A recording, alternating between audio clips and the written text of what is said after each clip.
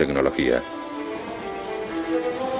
Fracasados los intentos de los satélites espías y los agentes de campo, la agencia recurrió a una unidad gubernamental altamente clasificada de espías videntes por si ellos podían ayudar a localizar el avión desaparecido.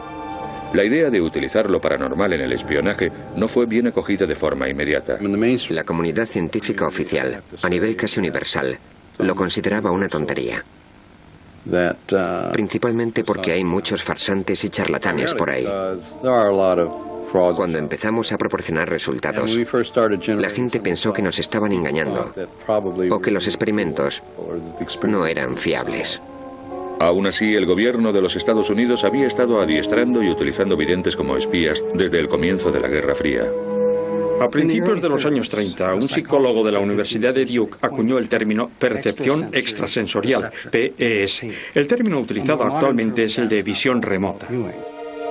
La visión remota es la capacidad de captar lo que se halla oculto a los 5 sentidos, que puede encontrarse en la habitación contigua o al otro lado del mundo. Las visiones más certeras se producen cuando la posibilidad de distracción es mínima. Descubrimos que el mejor entorno para llevar a cabo la visión remota era una habitación de un color totalmente homogéneo y sin objetos en su interior. La llamamos la sala gris. Era gris, con aislamiento acústico y las luces de una intensidad específica. No había influencias ambientales que pudiesen afectarle. Con las distracciones reducidas al mínimo, el vidente remoto podía empezar a recibir impresiones. La información llegaba siempre en formatos muy diversos. Podía tratarse de sonidos, sensaciones, gustos, olores. Generalmente, si no conseguía encontrarle mucho sentido a la información, intentaba estructurar sus componentes, combinarlos para que formasen algún tipo de imagen coherente. Dichas imágenes resultaban especialmente útiles a los miembros de la inteligencia estadounidense por sus obvias implicaciones con el espionaje. La CIA se interesó por las posibilidades del tema, porque de ser cierto podías sentarte en una habitación y trasladar tu consciencia a cualquier punto del planeta. Evidentemente la CIA estaría encantada con eso. En abril de 1953, Allen Dulles, director de la CIA durante la presidencia de Dwight D. Eisenhower, creó un programa secreto para crear armas de guerra psicológica tales como el control mental y la hipnosis. El origen del interés de los gobiernos estadounidenses por los fenómenos psíquicos se sitúa aparentemente en los años 50, en un proyecto denominado MK-Ultra. En los primeros tiempos del MK-Ultra, el espionaje psíquico era esencialmente teórico. Pero en febrero de 1960, un extraño acontecimiento internacional preparó el escenario para la utilización generalizada de espías psíquicos a ambos lados del telón de acero. Esta revista científica francesa reveló los detalles de un experimento secreto estadounidense. El artículo explicaba que en julio de 1959, desde Friendship, Maryland, un vidente había enviado telepáticamente información a otro vidente que se encontraba a bordo del USS Nautilus, un submarino nuclear situado a miles de kilómetros de distancia en el gélido océano Ártico. En su sede central de Moscú, la KGB pasó rápidamente a la acción. Cuando tuvieron conocimiento de los experimentos del Nautilus, los soviéticos se apresuraron a desarrollar su propia investigación del espionaje psíquico. Los soviéticos estaban preocupados y atemorizados porque los estadounidenses lo superasen en el campo de la investigación paranormal. Pero la KGB tenía un problema. El estudio de lo paranormal estaba estrictamente prohibido por la doctrina comunista, así que tenían que encontrar formas de sortear la política oficial. La KGB estaba dispuesta a usar cualquier medio a su alcance para convencer a los dirigentes soviéticos de que la investigación debía continuar, aunque supusiese mentir a dichos dirigentes o despistarlos. En realidad, la mayoría de los historiadores están convencidos de que los experimentos del Nautilus no llegaron a realizarse y que quizá el artículo fue un simple bulo. Ahora creo que aquel incidente solo fue una maniobra de la inteligencia soviética brillantemente elaborada para engañar a sus dirigentes, para que permitiesen que la KGB continuara su investigación con videntes, utilizando todo el conocimiento a su alcance para aplicar los frutos de dicha investigación al arsenal soviético. La carrera psíquica estaba en marcha. Cuando la CIA se enteró del desarrollo de la investigación psíquica de los soviéticos, pretendieron naturalmente destinar más fondos al armamento paranormal estadounidense. Bueno, por supuesto, durante la Guerra Fría nos preocupábamos por la llamada diferencia en misiles y otras diferencias. Así que cuando la gente de la CIA se enteró de los esfuerzos soviéticos en el terreno de la PES, empezaron a preocuparse por la posible diferencia psíquica. En el apogeo de la Guerra Fría, a finales de los 60, se produjo una serie de acontecimientos extraños en la carrera psíquica entre los Estados Unidos y la Unión Soviética. 3 embajadores estadounidenses destinados en Moscú enfermaron de gravedad y tuvieron que volver a los Estados Unidos, donde posteriormente murieron de cáncer. Incluso miembros de la delegación que acompañó al presidente Richard Nixon a la capital rusa en 1972 enfermaron repentinamente. Según ciertos informes de inteligencia, los soviéticos habían estado utilizando armas psíquicas para perjudicar a los estadounidenses. Los expertos creen ahora que aquellos incidentes no se debieron estrictamente a causas psíquicas. La embajada estadounidense en Moscú estaba siendo sometida a radiaciones de microondas. Debido a eso, parte del personal estadounidense había desarrollado enfermedades y trastornos, y a su regreso murieron algunos. Estuviesen o no los soviéticos atacando la embajada estadounidense en Moscú, las enfermedades eran tan solo los acontecimientos más recientes. Durante los años 60 se tuvieron noticias de otros desarrollos en el terreno de la guerra psíquica por parte de la Unión Soviética. Esas historias convencieron a la CIA de que los rusos estaban ampliando la diferencia psíquica.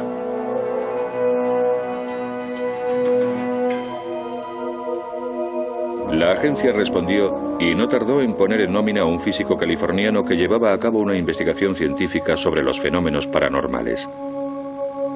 A continuación veremos cómo este científico ayudó a un espía psíquico a penetrar en una instalación nuclear soviética situada al otro lado del mundo, sin siquiera salir de su laboratorio.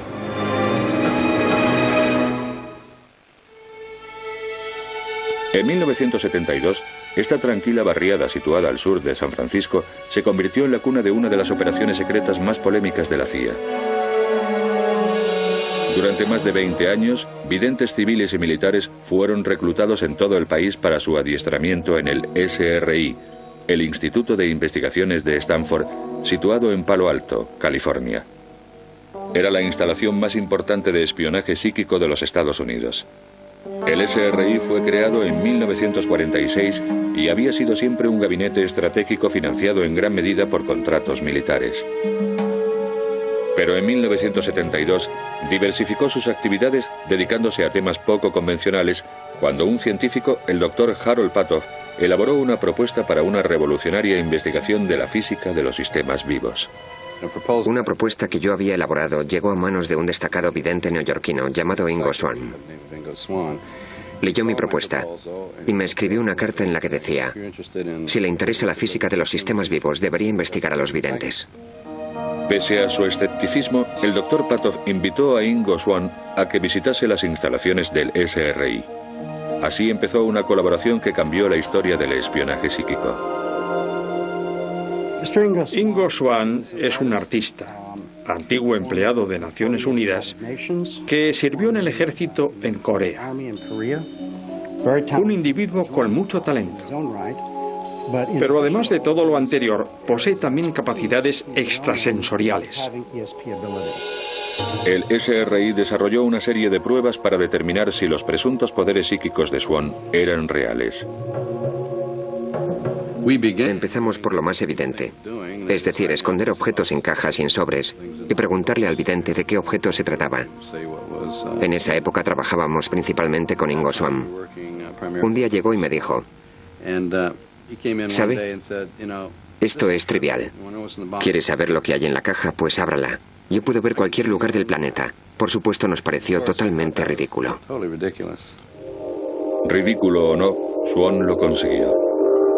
Animado por los resultados positivos, el Dr. Patoff informó de sus hallazgos iniciales a sus colegas. El informe llegó a estamentos de la CIA. Acabó en el cariñosamente conocido como despacho raro de la CIA.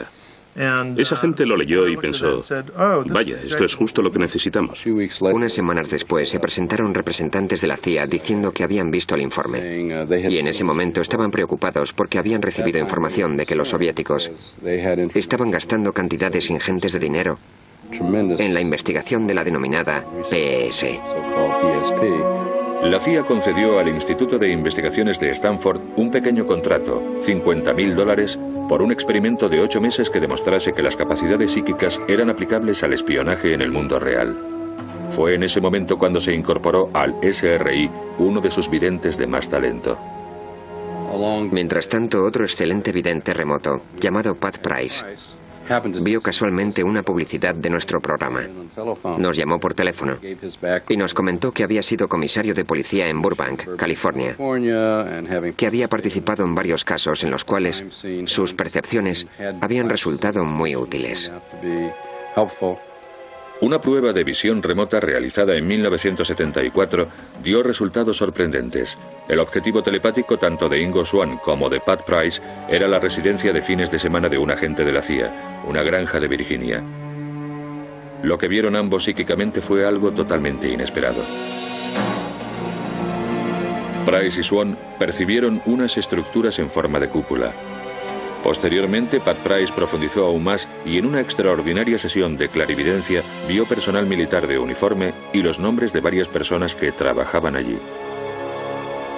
Describieron un paisaje campestre con colinas boscosas, pero quedaron fascinados con unos edificios rodeados por verjas y unas instalaciones subterráneas.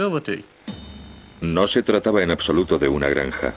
Era una instalación secreta de la Agencia de Seguridad Nacional de la que ni la CIA ni los científicos del SRI tenían conocimiento alguno.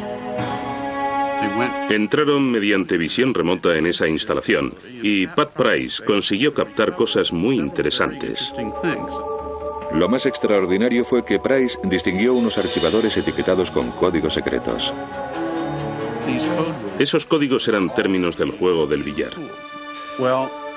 Eso fue un misterio durante varias semanas porque esperaban obtener la descripción de una granja del sur de Virginia. Por supuesto, cuando la CIA lo investigó, descubrió que en la instalación efectivamente estaba el archivo Bola Blanca, el archivo Taco, el archivo Bola 8. Todo ello relacionado con un proyecto de alto secreto. Los resultados fueron tan precisos que la CIA sospechó de Price y los investigadores del SRI. No querían creer que la PS fuese tan buena, así que supusieron que había habido algún tipo de filtración e investigaron concienzudamente.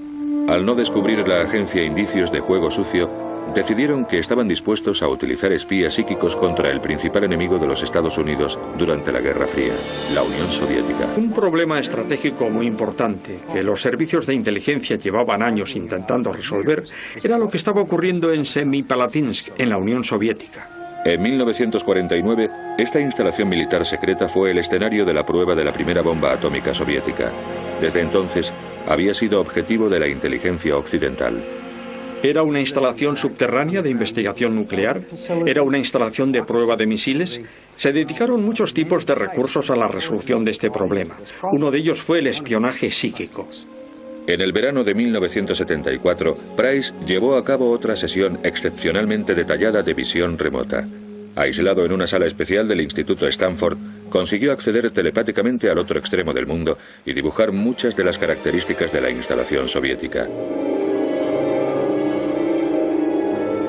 La CIA quedó impresionada cuando los satélites espías confirmaron la exactitud de los dibujos de Price. El SRI había demostrado que el espionaje psíquico podía funcionar. La información recopilada mediante esas dos visiones remotas hizo que los servicios de inteligencia se percatasen de repente de que podía tratarse de una herramienta muy útil. Y partiendo de esa base, el programa empezó a ampliarse. La CIA pidió a Price que a continuación se centrase en Libia. Price localizó psíquicamente centros clandestinos de instrucción de guerrilleros. Su presencia fue confirmada posteriormente por fotografías de reconocimiento. Con el tiempo, los logros de Price fueron considerados tan sorprendentes que pasó a trabajar directamente para la CIA. El programa de espionaje psíquico sufrió un duro revés cuando en 1975 Price murió repentina y, según algunos, misteriosamente a la edad de 56 años. Se comentó incluso que en realidad Price seguía vivo. En esa época hubo mucha preocupación. ¿Se trataba de un infarto natural? ¿O alguien le había suministrado alguna droga? O lo que fuese para acabar con él. Todo aquello era absurdo. Yo estuve en su funeral, vi su cadáver. Estaba en un ataúd abierto. Price había sido el principal espía psíquico de la CIA. Su prematuro fallecimiento debilitó el programa de espionaje psíquico de los Estados Unidos. Por otra parte, se revelaba por primera vez al público la oscura participación de la agencia en Vietnam y el escándalo Watergate. La CIA estaba metida en muchos terrenos y algunos no eran posiblemente muy seguros. Todo eso empezó a salir en los periódicos. La agencia se vio presionada para ceder su control directo sobre las operaciones de espionaje psíquico. Con el Congreso y la prensa investigando a la CIA, su director William Colby no tuvo más remedio que hacer limpieza. Ordenó a todos los que participaban en proyectos extraños que se librasen de todo lo que pudiera resultar polémico, raro o especial. Por supuesto, la visión remota entra de lleno en esas categorías, así que la CIA tuvo que descartar el proyecto. Sin embargo, ahí no acabó el apoyo gubernamental a la visión remota. A finales de 1975, el programa pasó a manos de una poco conocida pero poderosa rama del estamento militar denominada DIA, Agencia de Inteligencia para la Defensa. La DIA creó una nueva unidad de espionaje psíquico en Fort Meade, Maryland. Durante los 20 años siguientes, la DIA utilizó varios nombres en clave, incluyendo Grill Flame, Sam Strick y Scanate. Pero actualmente Stargate es el principal nombre asociado a las aventuras estadounidenses en el terreno del espionaje psíquico. La mayor parte de los cientos de misiones de espionaje de Stargate permanecen clasificadas. A continuación, el más sagaz de los espías psíquicos nos revela varias operaciones secretas, incluyendo su papel especial en la localización de un general de la OTAN secuestrado. Fort Meade, Maryland, está situado al norte de Washington, D.C. Fue en esta base militar, dentro de este modesto bungalow, donde la Agencia de Inteligencia para la Defensa adiestraba secretamente a sus videntes para que espiasen para los Estados Unidos. Stargate era una unidad a disposición permanente de todas las agencias gubernamentales que requerían sus servicios psíquicos. Participó en todos los conflictos importantes de los Estados Unidos, desde unos años antes de la crisis de los rehenes de Irán de la década de los 70 hasta después de la Guerra del Golfo en los 90. Los espías psíquicos jugaron también un papel estratégico vital al contribuir a determinar lo vulnerable que era Estados Unidos al espionaje psíquico de otras naciones. Dentro de los servicios de inteligencia del ejército, estábamos especialmente interesados en la evaluación de amenazas. Según el tipo de información que lográsemos obtener, cabía suponer que los soviéticos, mediante las mismas prácticas, podrían obtener la misma información de nosotros. Se estableció un perfil de capacidades psíquicas potenciales y reclutaron hombres y mujeres de todos los departamentos militares. La conclusión a la que se llegó durante el programa era que la disposición para la visión remota como talento natural se parecía bastante a la disposición para la música. Si un recluta tenía éxito en la actividad a la que se dedicase, si era un líder nato, si tenía confianza en sí mismo y dotes artísticas, entonces era un buen candidato. Uno de los oficiales de inteligencia que se presentó al programa para someter a prueba sus talentos para la visión remota fue Joe McMoneagle. Resultó ser un vidente remoto nato. Joe McMoneagle era militar de carrera y veterano de Vietnam. En mayo de 1977, mientras estaba destinado en Fort Meade, recibió la oportunidad de convertirse en espía psíquico. Cuando empecé a hacer visión remota, no tenía ni idea de lo que iba a pasar. Pero al cabo de un tiempo, empecé a prestar mucha más atención a la forma en que procesaba la información dentro de mi cabeza en vez de a lo que ocurría en el exterior. Los responsables de Stargate descubrieron muy pronto lo precisas que podían ser las capacidades psíquicas de McMoneagle. En una de múltiples pruebas, le pidieron que encontrase a un agente de la CIA al que habían enviado a un lugar desconocido. Lo único que sabía Joe es que esa persona se encontraba en algún lugar del área continental de los Estados Unidos, nada más. Joe empezó a dibujar lo que veía en su mente. Docenas de molinos de viento en una colina. Resultó que el agente había ido al laboratorio Lawrence Livermore, situado en el norte de California. Su ruta pasaba por una granja eólica cercana. Y Joe logró una precisión del 75%. Joe consiguió el 75% de lo que nos pedía el cliente. La precisión de los dibujos de McMoneagle sorprendió a todos los participantes en la prueba, incluyendo al propio Joe. Quedé anonadado cuando empecé a probar con la visión remota. Pensé, esto va a ser interesante, podría ser divertido. Pero cuando describes algo que no has visto jamás y después vas a visitarlo y descubres que no estabas totalmente en lo cierto, eso tiende a cambiar tu concepto de la realidad. Para probar más a fondo la fiabilidad del espionaje psíquico, dieron intencionadamente a McMonigle pistas falsas. Le mostraron una fotografía aérea de un hangar. Cabía esperar que un vidente que contemplase esa foto supiera que había aviones en el interior y tendiese a hacer dibujos de aeronaves. En realidad lo que dibujé fueron planos transversales del carro de combate XM-1. El carro de combate XM-1 era una nueva arma secreta recientemente añadida al arsenal de los Estados Unidos. Y era ese carro y no aviones lo que había en el hangar. Hizo unos dibujos, yo los he visto y son fabulosos. La sesión fue todo un éxito. Describió todo aquello a la perfección. Los directores del proyecto quedaron horrorizados de que alguien pudiese obtener tanta información sobre el producto en el que estaban trabajando. Con sus capacidades como vidente ya demostradas, McMonigle fue solicitado regularmente para importantes misiones de espionaje. Una de dichas operaciones estaba relacionada con la crisis de los rehenes de Irán. En noviembre de 1979, unos ciudadanos estadounidenses fueron secuestrados y desalojados de la Embajada de los Estados Unidos en Teherán. El ejército encargó a McMonigle la tarea de colaborar con un destacamento especial denominado Enclave Desierto 1 que preparaba un asalto para liberar a los cautivos. Trabajamos en el caso de los rehenes de Irán durante muchos meses. Casi toda la información que pudimos proporcionar era la que podría considerarse necesaria en una situación con rehenes. Trabajando junto a otro agente, McMonigle proporcionó valiosa información sobre dónde mantenían a los rehenes y cuándo los trasladaban. Joe describía las imágenes que le llegaban mientras su colega anotaba los detalles. En la madrugada del 25 de abril de 1979, utilizando la información obtenida por McMonigle y mediante procedimientos tradicionales, el comando Desierto 1 partió hacia Teherán. Pero la incursión terminó prematuramente en un terrible accidente en el desierto, 160 kilómetros al sur de la capital iraní. Cuando los rehenes fueron por fin liberados e interrogados en enero de 1981, la exactitud de las visiones remotas de McMonigle quedó confirmada. En otoño de 1979 surgió otra importante misión. Uno de los problemas más interesantes que tenían los servicios de inteligencia fue el del astillero 402, el astillero de Severodvinsk, en Siberia. A los servicios de inteligencia estadounidenses llegaron rumores de que los soviéticos estaban construyendo un arma secreta tan decisiva que podría alterar el equilibrio de poder, pero no podían confirmarlo. Mediante los recursos de vigilancia convencionales, se podía detectar el envío de suministros, la actividad de chimeneas industriales, las entradas y salidas de trenes en el edificio, pero no se sabía lo que estaban construyendo los soviéticos. Podía ser un submarino, un portaaviones, un acorazado, nadie lo sabía. Joe McMonigle empezó centrando su atención en el astillero. Localizó algo en un clima frío, con grandes edificios en lo que parecía una zona industrial.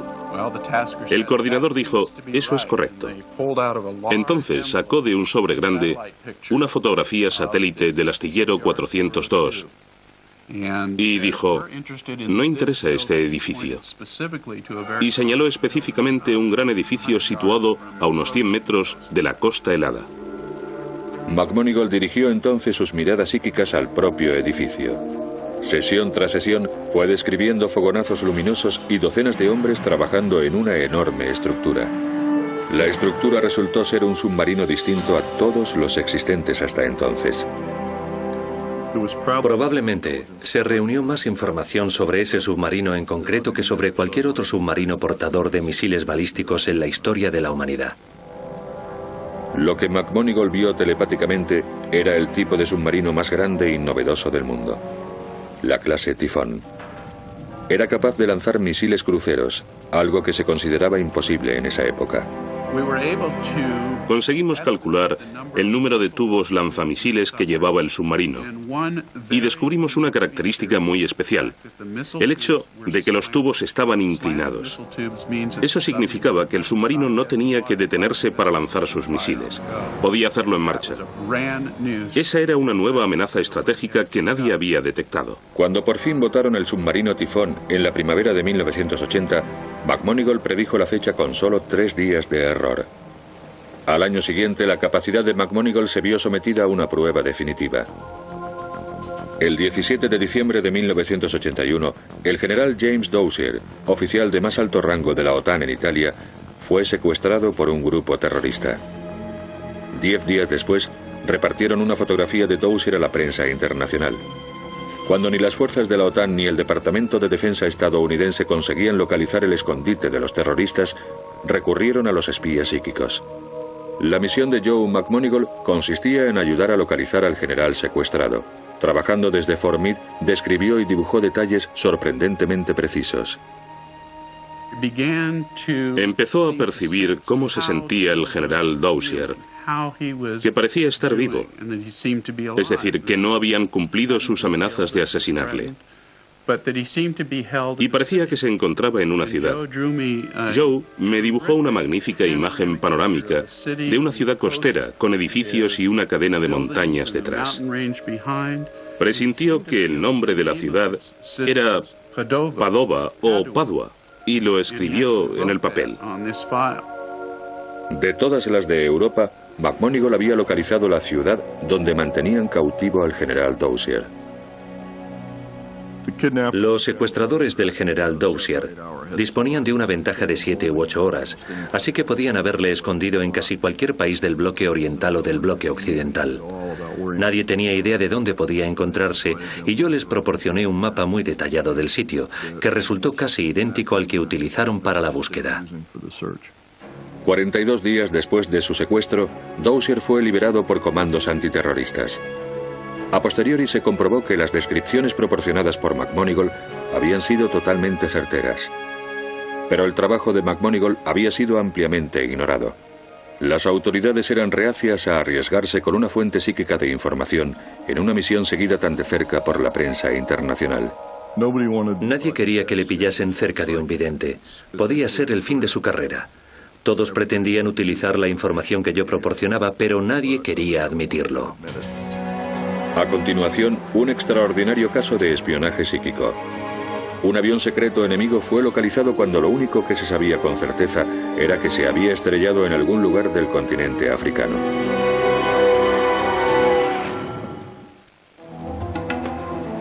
Durante la larga historia del espionaje psíquico estadounidense, fue quedando cada vez más claro que la visión remota no era la única habilidad psíquica que servía para espiar.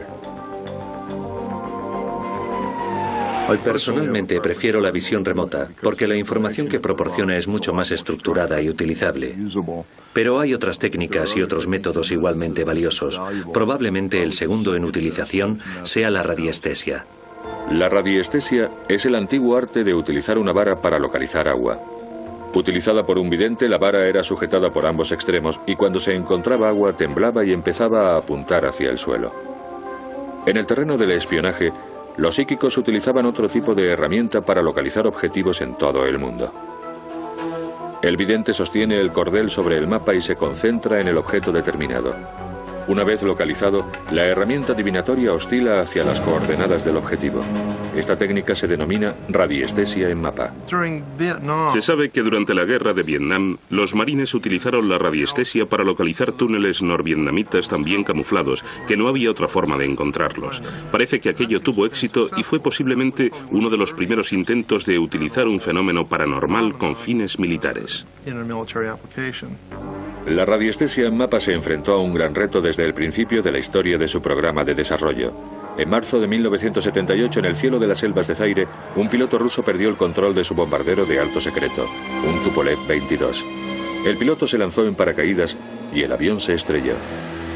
Como ni los satélites espías ni los agentes de campo conseguían localizar los restos del aparato, se recurrió a los espías psíquicos. En esta misión participaron 2 videntes independientemente. uno en el Instituto de Investigaciones de Stanford, en California, a 4.000 kilómetros de distancia, y el otro en la base aérea de Wright-Patterson, situada al nordeste de Dayton, Ohio. A ambos videntes remotos les mostraron una fotografía del tipo de aeronave que buscaban. Lo único que sabía la CIA era que el avión se había estrellado en algún lugar de África. Resultó que combinando visión remota y radiestesia en mapa nos acercamos mucho a donde se encontraba el objetivo y enviamos allí gente a buscar el avión. Ambos psíquicos hicieron dibujos detallados de un paisaje selvático. Combinando sus aportaciones, consiguieron dirigir a los agentes de campo. Enviaron a un equipo y conforme se iban acercando se encontraron con nativos que llevaban piezas del avión. Siguieron el rastro y encontraron el aparato. Al encontrar el avión antes que los soviéticos, la CIA consiguió sus secretos tecnológicos. Otra pieza cobrada en el ajedrez de la Guerra Fría. Aunque esta operación se llevó a cabo al principio del programa Stargate, se la mantuvo clasificada hasta 20 años después, cuando el expresidente Jimmy Carter hizo pública la historia en diciembre de 1995.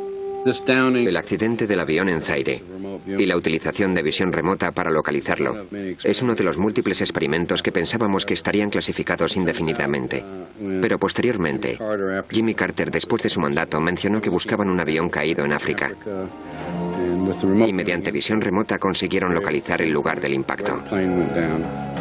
Hay otras misiones de espionaje psíquico que no han sido dadas a conocer oficialmente por parte del gobierno, aunque algunos de los protagonistas hayan revelado su participación en las mismas.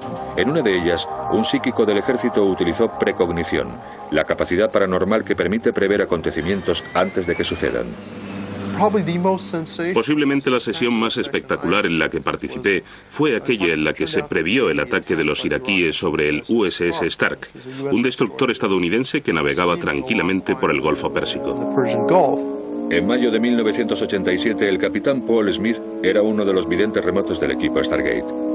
Aislado en una sala especial de Fort Meade, Smith previó unos acontecimientos que ocurrirían 2 días después. Empecé a describir una estructura metálica. Después me di cuenta de que la estructura estaba en el agua y en movimiento. Intuí que se trataba de un destructor estadounidense. De repente localicé también una aeronave. Volaba a considerable distancia de la embarcación.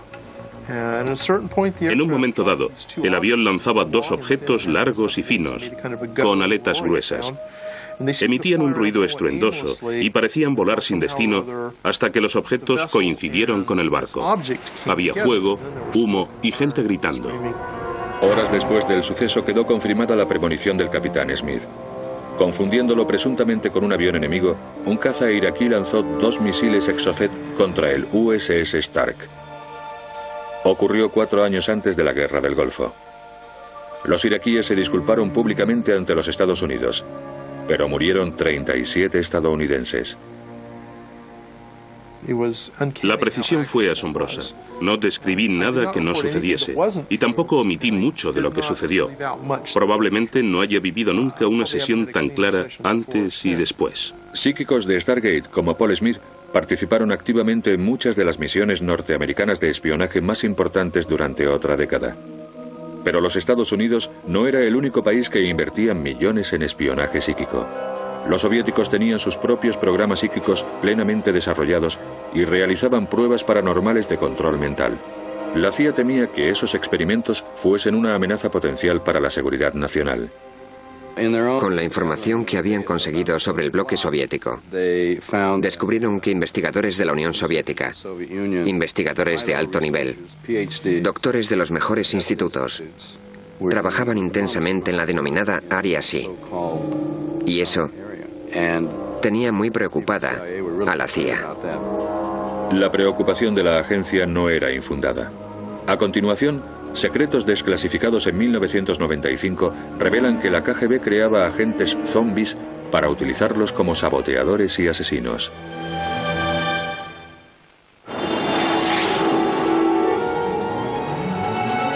Durante la Guerra Fría, la Unión Soviética desarrolló agresivamente sus propios programas de guerra psíquica. Los rusos sentían una fascinación por lo paranormal que se remontaba a la época de los zares. Después de la revolución de 1917, experimentaron con PES, control mental y precognición. Aquello cambió con la llegada al poder de Joseph Stalin en 1928. Bajo el mandato de Stalin, se proscribieron las primeras investigaciones de lo paranormal, sobre todo en el terreno de la telepatía. A finales de los años 30, varios investigadores que seguían en activo fueron detenidos y ejecutados. Pero había miembros del gobierno soviético que pensaban que la capacidad psíquica era un arma demasiado poderosa para ser ignorada. De hecho, la agencia de espionaje soviética, la KGB, era la más interesada en la investigación paranormal. La KGB tuvo que llevar a cabo investigaciones clandestinas.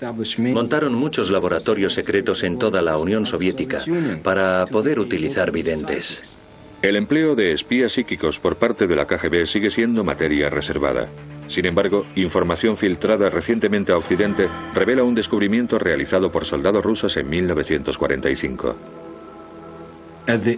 Al final de la Segunda Guerra Mundial, cuando los soviéticos entraron en Berlín, consiguieron capturar archivos de un departamento secreto alemán dependiente de las SS, denominado Ahnenerbe, que había realizado muchos experimentos de investigación paranormal.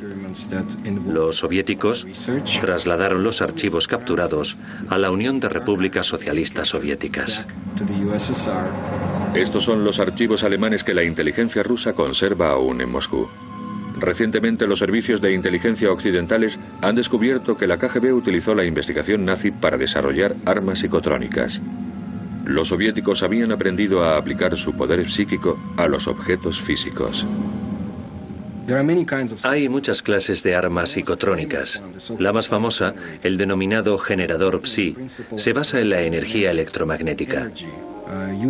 Mediante la utilización de ondas electromagnéticas, un agente de la KGB podría inculcar pensamientos a determinada persona para que lleve a cabo ciertas acciones, como sabotaje o robar documentos. Las armas psicotrónicas son compactas y portátiles.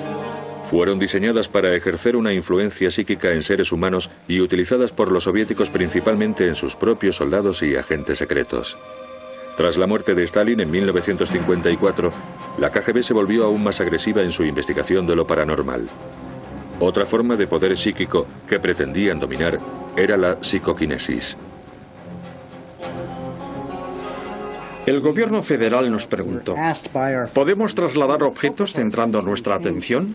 Y básicamente no podíamos en la época de Stargate. Quizá la Unión Soviética tuviera un espectro más amplio que nosotros. En otras palabras, utilizaban visión remota, pero pusieron también mucho más ahínco en su investigación de la psicoquinesis. La psicoquinesis es la capacidad de mover objetos sin tocarlos físicamente. Es el arma psíquica definitiva. Si los objetos pueden controlarse a distancia, también puede destruirse maquinaria, cortar la electricidad y reprogramar cabezas nucleares. En 1972 apareció por primera vez esta película soviética en los Estados Unidos. Revelaba el extraordinario talento de una famosa psíquica rusa, Nina Kulagina. La KGB, de haber podido canalizar el poder, habría conseguido manipular instalaciones y agentes mediante influencia directa en la mente del enemigo. Habría conseguido penetrar en los sitios más secretos de los Estados Unidos, quizá hasta en la propia Casa Blanca. Habría conseguido predecir lo que los estadounidenses, los británicos u otros enemigos pensaban hacerle a la Unión Soviética. A casi 3.200 kilómetros de Moscú, en el corazón de Siberia, construyeron una instalación secreta de investigación denominada Ciudad de la Ciencia. Gran parte de las investigaciones revolucionarias de la Unión Soviética se llevaron a cabo en esa ciudad de Siberia. En un experimento embarcaron crías de conejo en un submarino. La madre quedó confinada en un laboratorio de la Ciudad de la Ciencia. En un momento determinado, mataron una a una a las crías que iban a bordo del submarino, mientras controlaban la respiración y el ritmo cardíaco de la madre.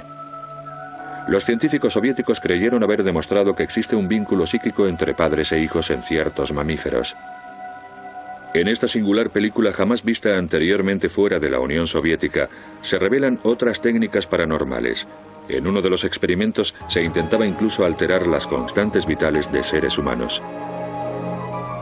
Comparando la forma en que los soviéticos utilizaban lo paranormal y cómo utilizábamos nosotros la visión remota, podría decirse que ellos sentían menos aprecio por el factor humano. Nosotros, por otra parte, teníamos ciertas reglas y normas que debíamos cumplir. Conforme se filtraba información soviética a mediados de los 90, los científicos occidentales constataron lo diferente que eran las versiones soviética y estadounidense de la guerra psíquica. En nuestro trabajo no llegamos nunca a investigar, por ejemplo, si una persona podía influir a distancia en el pensamiento o en el carácter de otra. Hablamos con algunos psíquicos soviéticos que nos dijeron que en ocasiones, si un presidente estadounidense daba un discurso, se concentraban en interferir sus procesos de pensamiento y cosas parecidas. Pero en nuestro programa nunca hicimos nada parecido a lo que podría denominarse control mental. Informando de los últimos archivos desclasificados por la KGB en 1995, el Moscow Times publicó noticias sorprendentes. Los soviéticos habían utilizado control mental con sus propios espías para convertirlos en una especie de robots zombies. El propósito de los agentes zombies, creados por la KGB, era no solo infiltrarse en las esferas más altas y secretas de los Estados Unidos y de otros países, sino también integrarse en la población media para convivir de incógnito, como agentes soviéticos, durante años. Estos agentes programados estarían dispuestos a ejecutar cualquier orden, incluso la de asesinar.